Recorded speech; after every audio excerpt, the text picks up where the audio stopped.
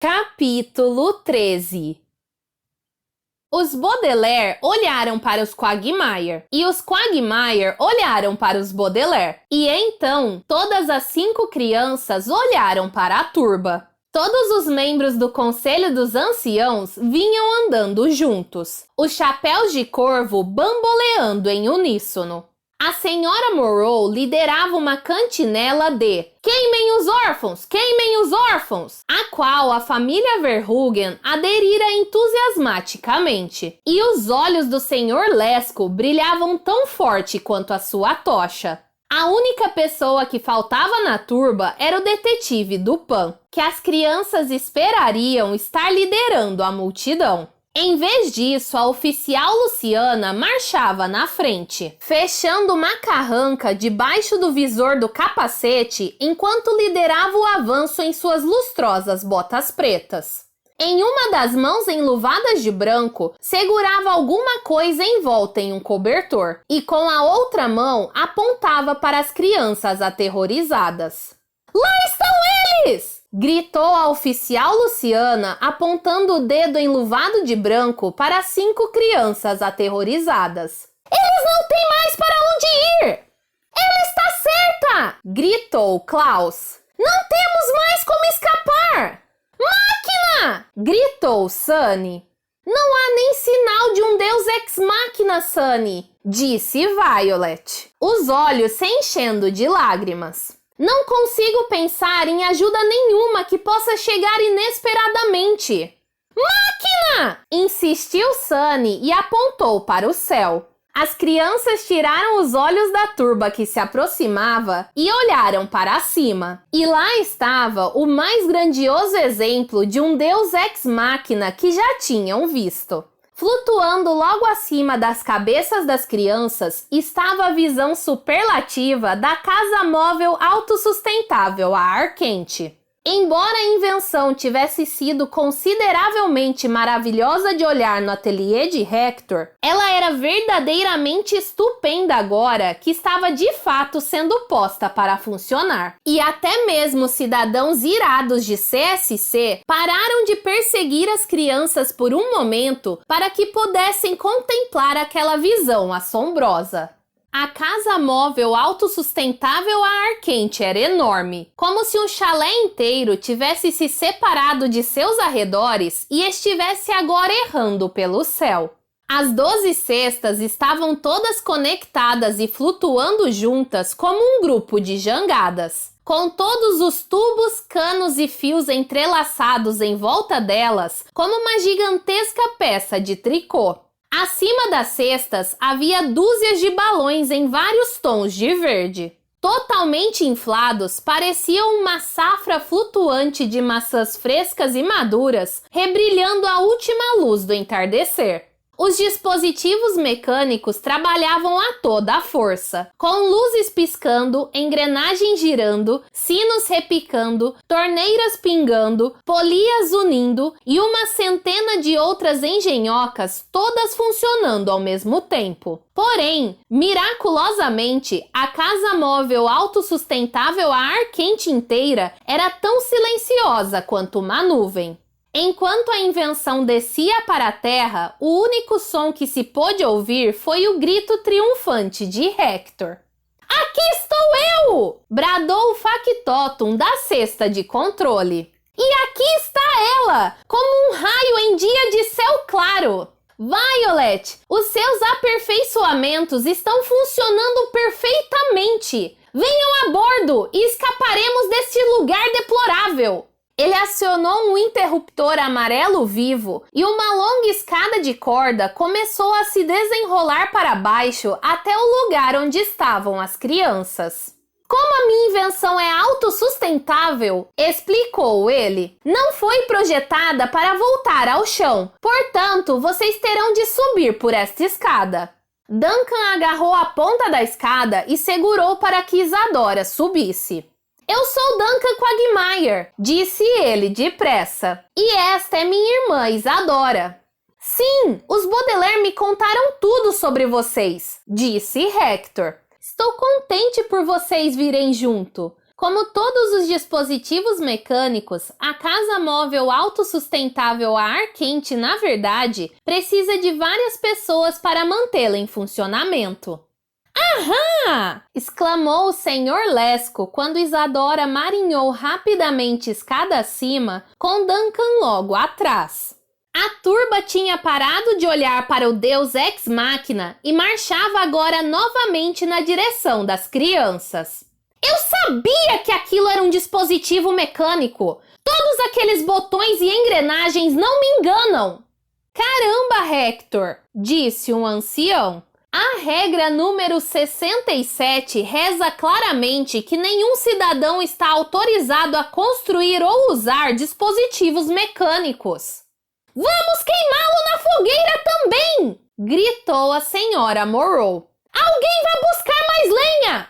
Hector respirou fundo e depois gritou para a multidão lá embaixo, sem um pingo de desassossego na voz. Ninguém vai ser queimado na fogueira! Disse ele com firmeza assim que Isadora chegou ao fim da escada e juntou-se a Hector na cesta de controle. Queimar pessoas na fogueira é uma coisa repulsiva para fazer. Repulsivo é o seu comportamento, retrucou um ancião.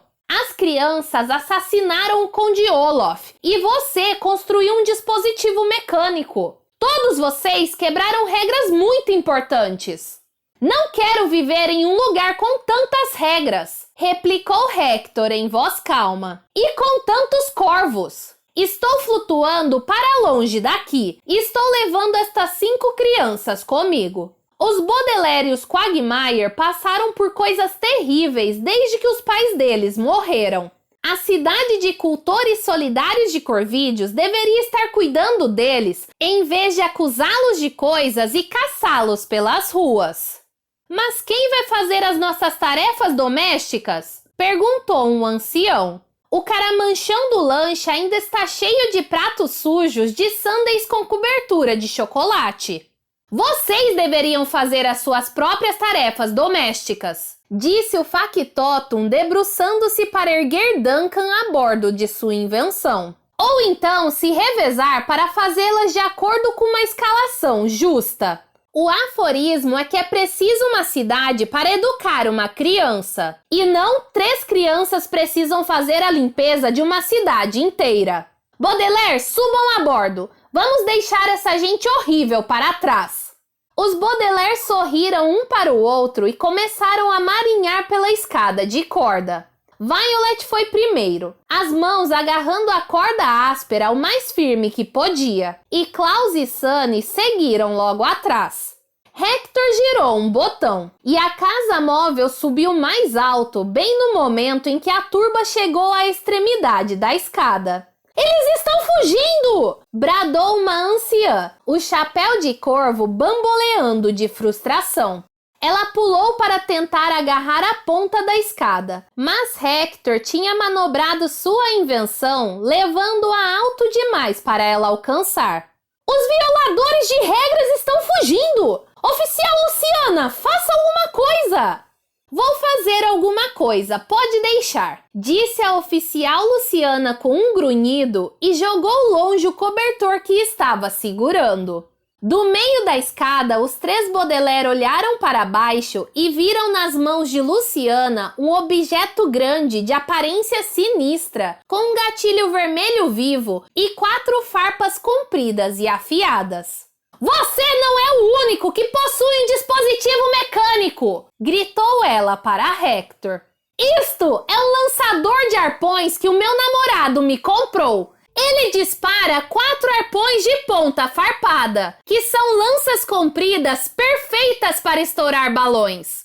Oh não! Disse Hector olhando para as crianças que marinhavam escada acima. Eleve a casa móvel autossustentável a ar quente, Hector! Gritou Violet. Vamos continuar subindo! Nossa chefe de polícia está usando um dispositivo mecânico? Perguntou atônita a senhora Morrow. Isto significa que ela também está quebrando a regra número 67. Os guardiães da lei estão autorizados a quebrar regras, disse Luciana, apontando o lançador de arpões na direção de Hector. Além do que, isto é uma emergência. Precisamos fazer aqueles assassinos descerem de lá. Elementos da turba se entreolharam confusos, mas Luciana simplesmente deu-lhes um sorriso de batom e apertou o gatilho do lançador de arpões com um forte clique, seguido por um silvo estridente, quando um dos arpões farpados saiu voando do lançador diretamente para a invenção de Hector.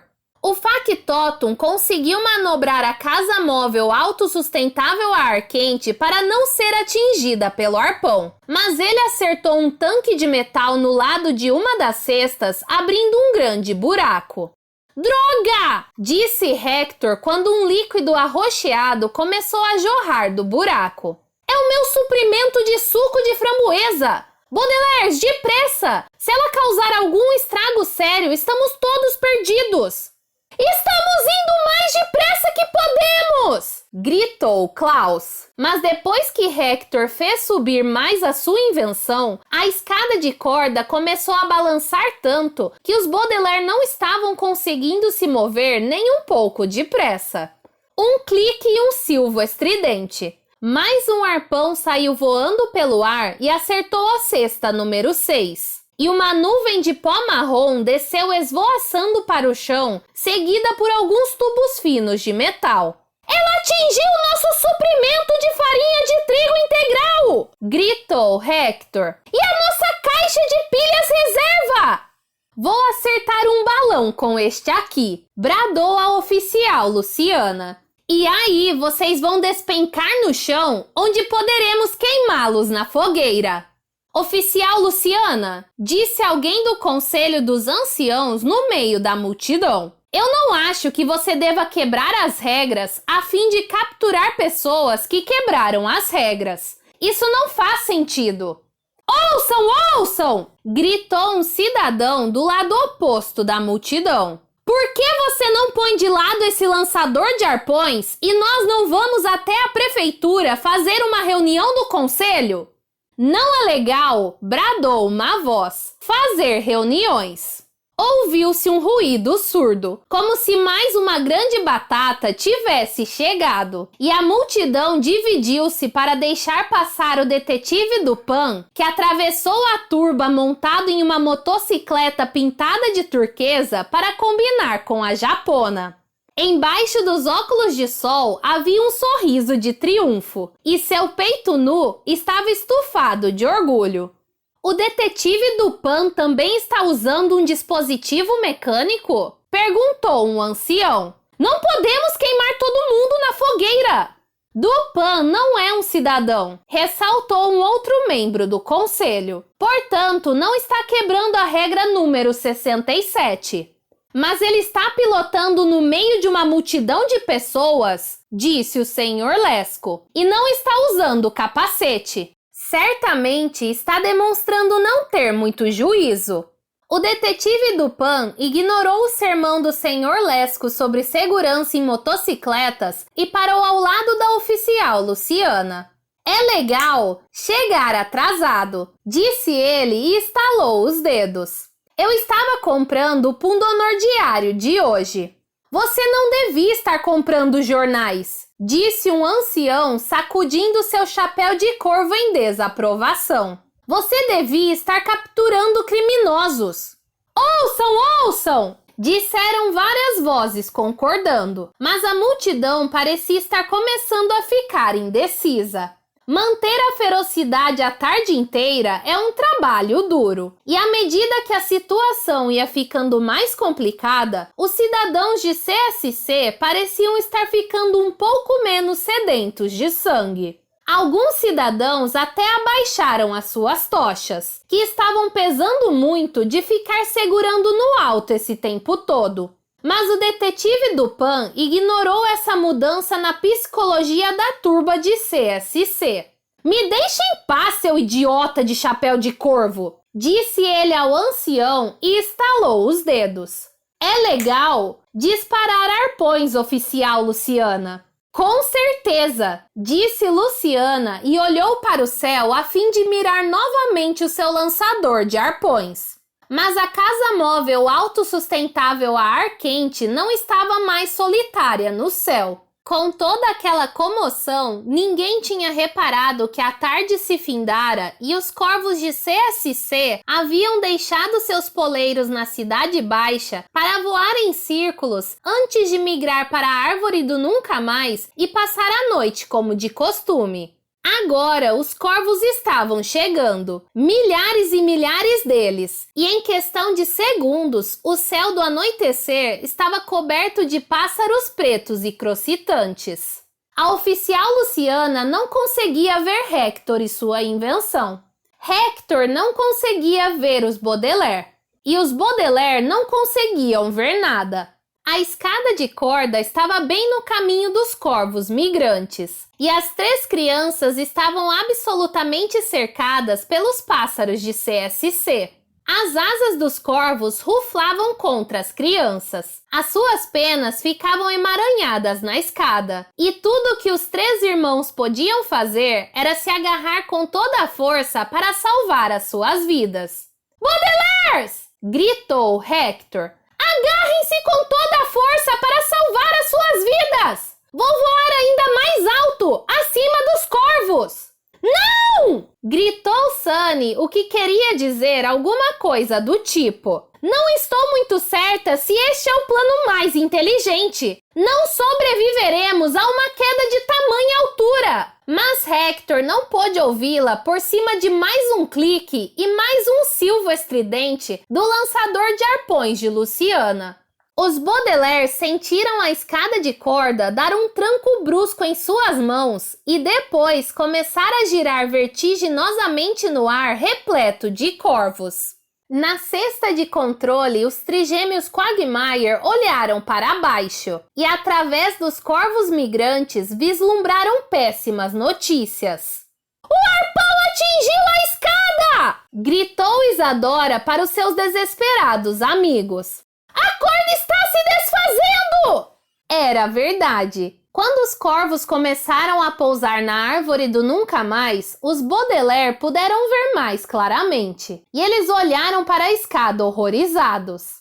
O arpão estava espetado em uma das grossas cordas da escada, a qual estava lentamente se desenrolando em volta da farpa. Aquilo lembrou Violet da vez em que, quando era muito mais jovem, pedira à mãe que trançasse os seus cabelos para que ela ficasse parecida com uma inventora famosa que vira em uma revista. Mas, a despeito dos melhores esforços de sua mãe, as tranças não mantinham a forma e se desenrolavam quase no mesmo momento em que ela lhes amarrava as pontas com fitas. Os cabelos de Violet lentamente se distorciam para fora das tranças, exatamente como as fibras da corda estavam se distorcendo para fora da escada. Subam mais depressa! Gritou Duncan. Subam mais depressa! Não. Violet disse baixinho e depois repetiu para que os seus irmãos pudessem ouvir. Cada vez mais os corvos tomavam seus lugares na árvore e Klaus e Sunny puderam ver a expressão amarga de Violet olhando para eles lá de cima, desesperada. Não! A Baudelaire mais velha deu uma olhada para a escada que continuava se destrançando e viu que seria impossível eles conseguirem subir até a cesta da casa móvel autossustentável a ar quente de Hector. Era tão impossível quanto a mãe dela um dia voltar a trançar os seus cabelos.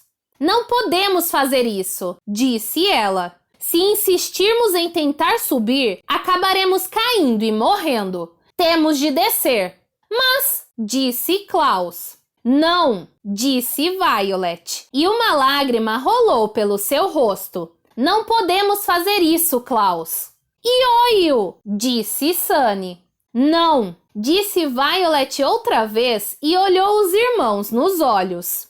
Os três Baudelaire compartilharam um momento de frustração e desespero por não poder acompanhar seus amigos. E então, sem mais uma palavra, começaram a descer pela escada que se desfazia através do bando de corvos ainda migrando para a árvore do nunca mais. Quando os Baudelaire desceram 9 degraus, a corda se destrançou completamente e derrubou as crianças na paisagem achatada. Infelizes, porém incólumes.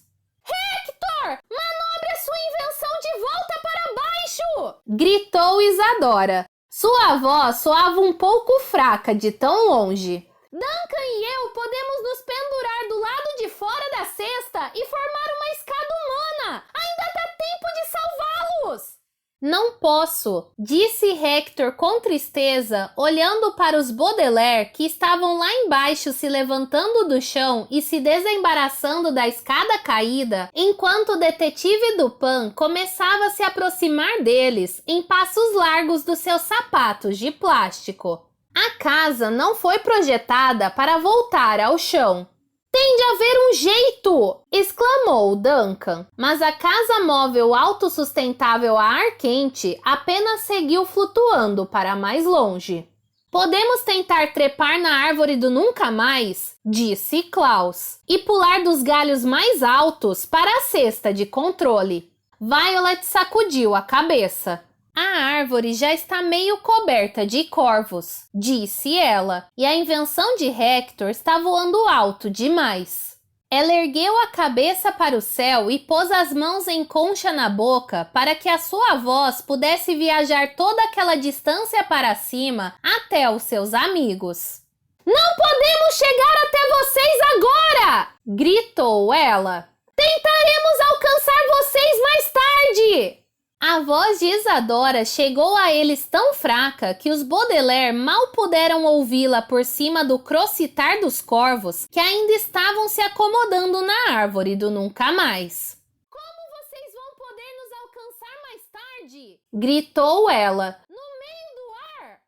Não sei! Admitiu Violet. Mas vamos achar um jeito! Eu prometo! Gritou Duncan de volta. Fiquem com isto! Os Baudelaire puderam ver o trigêmeo segurando seu caderno verde e Isadora segurando o dela por cima da borda da cesta. São todas as informações que temos sobre o plano malévolo do Conde Olaf e o segredo de CSC e o assassinato de Jacques Snicket. Sua voz estava tão trêmula quanto fraca, e os três irmãos perceberam que seu amigo estava chorando. É o mínimo que podemos fazer! Gritou ele. Fiquem com os nossos cadernos, Baudelaire! Gritou Isadora. E talvez algum dia nos vejamos de novo! Os trigêmeos Quagmire deixaram cair seus cadernos para fora da casa móvel autossustentável a ar quente e gritaram adeus aos Baudelaire. Mas sua despedida foi abafada pelo som de mais um clique e mais um silvo estridente quando a oficial Luciana disparou o último arpão. Depois de tanto praticar, lamento dizer, a pontaria dela melhorou. E o arpão atingiu exatamente o que Luciana esperava que ele atingisse. A lança afiada deslizou pelo ar e atingiu não um, mas os 2 cadernos dos Quagmire. Houve um barulho alto de papel rasgando e depois o ar se encheu de folhas de caderno jogadas de um lado para o outro ao vento farfalhante produzido pelos corvos em voo. Os Quagmire berraram de frustração e gritaram uma última coisa para os amigos. Mas a invenção de Hector estava voando alto demais para os Baudelaire ouvirem. Voluntário foi o que as crianças ouviram fracamente. E depois, o balão autossustentável a ar quente flutuou para tão alto que os órfãos não puderam ouvir mais nada. Tesper! Gritou Sunny o que queria dizer. Vamos tentar juntar o maior número de folhas dos cadernos que pudermos. Se Tesper significa tudo está perdido, então aquele bebê não é tão bobo afinal, disse o detetive Dupin, que tinha alcançado os Baudelaire. Ele abriu a japona, expondo mais o seu peito pálido e peludo, e tirou o jornal enrolado do bolso interno, olhando para as crianças como se fossem 3 insetos que ele estava prestes a esmagar. Achei que vocês iam querer ver o Pundonor diário, disse ele e desenrolou o jornal para mostrar a manchete. Órfãos Baudelaire à solta, dizia lá, usando uma expressão que aqui significa fora da prisão. Debaixo da manchete havia 3 desenhos reproduzindo o rosto de cada um dos irmãos. O detetive Dupin tirou os óculos de sol para poder ler o jornal à luz que se esvaía. As autoridades estão tentando capturar Verônica Clyde e Suzy Baudelaire, leu ele em voz alta, que escaparam da cadeia central de cultores solidários de Corvídeos, onde estavam presos pelo assassinato do Conde Omar. Ele deu um sorriso sórdido para as crianças e jogou o Pundonor diário no chão. Alguns dos nomes estão errados, é claro, disse ele, mas todo mundo pode se enganar. Amanhã, naturalmente, haverá outra edição especial e vou me certificar de que o Pundonor Diário publicará todos os detalhes corretos na matéria sobre a captura super legal dos notórios Baudelaire pelo detetive Dupin. Dupin se inclinou para as crianças, chegando tão perto que elas puderam sentir o cheiro do sanduíche de salada de ovo que ele aparentemente comera no almoço. É claro, disse ele em uma voz baixa que só podia ser ouvida pelos irmãos, que um Baudelaire irá escapar no último minuto e viver comigo até que a fortuna seja minha. A pergunta é, qual Baudelaire há de ser? Vocês ainda não me informaram da sua decisão. Não vamos dar atenção a essa ideia, Olaf, disse Violet amarga. Oh, não! Exclamou um ancião apontando para o horizonte achatado. À luz do ocaso, os Baudelaire viram uma pequena silhueta delgada projetando-se do chão enquanto as folhas dos cadernos dos Quagmire esvoaçavam. Era o último arpão disparado por Luciana, e ele acertara alguma coisa a mais depois de destruir os cadernos. Lá, trespassado pelo arpão cravado na terra, estava um dos corvos de CSC com a boca aberta de dor. Você feriu um corvo! Disse a senhora Moreau, horrorizada, apontando para o oficial Luciana. É a regra número 1, a mais importante de todas as regras! Ora, é só um pássaro idiota! Disse o detetive Dupin, voltando-se para encarar os chocados cidadãos. Um pássaro idiota? Repetiu um ancião, o chapéu de corvo tremendo de raiva. Um pássaro idiota? Detetive Dupin, esta é a cidade de cultores solidários de Corvídeos e... Um minuto! Interrompeu uma voz da multidão. Olhem todos! Ele só tem uma sobrancelha! O detetive Dupin, que tinha tirado os óculos de sol para ler o jornal, enfiou a mão no bolso da japona e os colocou de volta. Uma porção de gente tem só uma sobrancelha, disse ele, mas a multidão não deu atenção, pois a psicologia das turbas começou a dominar outra vez. Vamos fazê-lo tirar os sapatos! Exclamou o senhor Lesco, e uma anciã se ajoelhou para agarrar um dos pés de Dupin. Se ele tiver uma tatuagem, vamos queimá-lo na fogueira! Ouçam, ouçam! Concordou um grupo de cidadãos. Agora, esperem um minuto, disse a oficial Luciana, pondo no chão o lançador de arpões e olhando preocupada para Dupin. E vamos queimar a oficial Luciana também, disse a senhora Moreau. Ela feriu um corvo. Não vamos desperdiçar todas essas tochas, gritou um ancião. Ouçam, ouçam! O detetive Dupin abriu a boca para falar, e as crianças viram que ele estava pensando furiosamente em alguma coisa para dizer que enganasse os cidadãos de CSC. Mas ele então simplesmente fechou a boca e, com um movimento brusco do pé, chutou a anciã que estava segurando seu sapato. A turba abafou um grito escandalizado quando o chapéu de corvo da anciã caiu, enquanto ela rolava pelo chão, ainda agarrada ao sapato de plástico de Dupin. É a tatuagem! Gritou um dos Verhulgen, apontando para o olho no tornozelo esquerdo do detetive Dupin, ou melhor, do Conde Olaf. Com um urro, Olaf correu de volta para sua motocicleta e com outro urro deu partida no motor.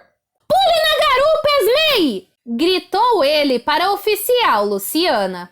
A chefe tirou seu capacete de motociclista com um sorriso, e os Baudelaire viram que se tratava realmente de Esmei Squalor. Esmei Squalor! Gritou um ancião. Ela era a sexta consultora financeira mais bem-sucedida da cidade, mas agora trabalha com o Conde Olaf. Ouvi dizer que eles dois estão namorando, disse a senhora Moreau horrorizada. Nós estamos namorando, exclamou Esmei triunfante. Ela subiu na motocicleta de Olaf e jogou o capacete no chão, mostrando que não dava mais importância à segurança em motocicletas do que ao bem-estar dos corvos.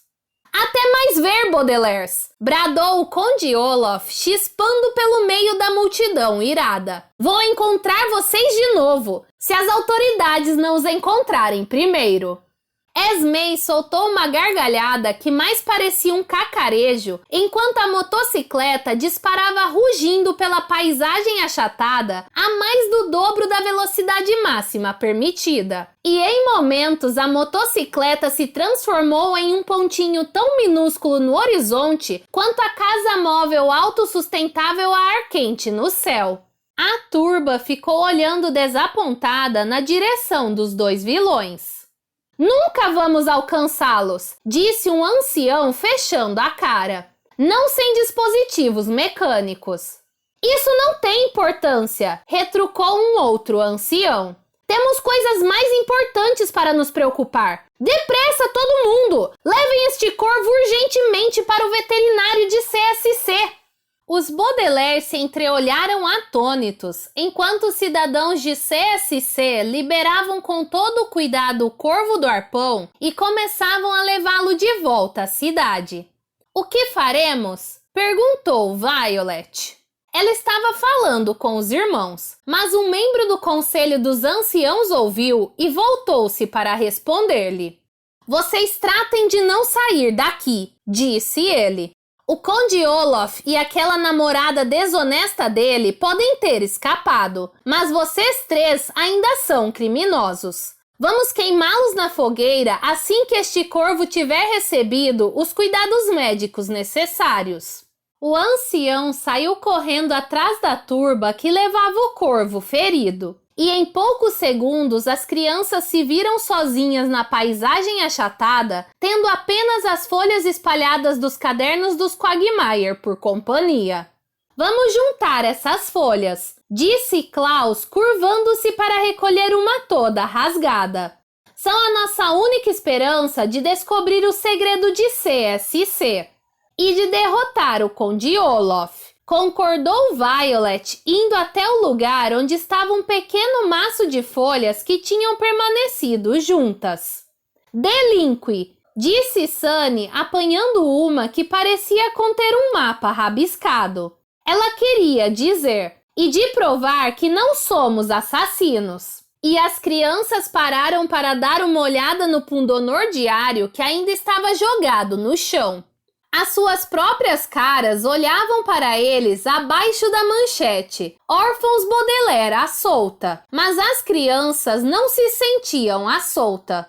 Os Baudelaire se sentiam constrangidos e muito pequeninos, sozinhos em pé no meio dos arredores descalvados de CSC, correndo atrás das poucas folhas dos cadernos dos Quagmire que não tinham desaparecido para sempre. Violet conseguiu agarrar 3 folhas. Klaus conseguiu agarrar 7 e Sunny conseguiu agarrar 9, mas muitas das páginas recuperadas estavam rasgadas, ou em branco, ou todas amarrotadas pelo vento. Vamos estudá-las depois, disse Violet juntando as folhas e amarrando-as em um maço com a sua fita de cabelo. Nesse meio tempo, temos de sair daqui antes que a turba volte. Mas para onde iremos? Perguntou Klaus. Burby, disse Sunny o que queria dizer. Para qualquer lugar, desde que seja fora desta cidade. Quem irá tomar conta de nós? Disse Klaus, o olhar perdido no horizonte. Ninguém, disse Violet. Teremos de tomar conta de nós mesmos. Teremos de ser autossustentáveis. Como a casa móvel autossustentável a ar quente, disse Klaus, que pode viajar e sobreviver sozinha. Como eu, disse Sunny e de repente pôs-se em pé. Violet e Klaus soltaram um gritinho abafado de surpresa quando a sua irmã bebê deu seus primeiros passos cambaleantes. E depois foram andar bem perto ao lado dela, prontos para segurá-la se caísse. Mas ela não caiu. Sunny deu mais alguns passos autossustentados. E então os 3 Baudelaire ficaram em pé juntos, lançando longas sombras na direção do horizonte à luz moribunda do ocaso. Eles olharam para cima e viram um pontinho minúsculo no céu, muito, muito longe, onde os trigêmeos Quagmire passariam a viver em segurança com Hector. Eles olharam ao longe na paisagem, na direção em que o Conde Olaf desaparecera em sua motocicleta com Esme Squalor para se encontrar com seus parceiros e maquinar um novo plano ignóbil.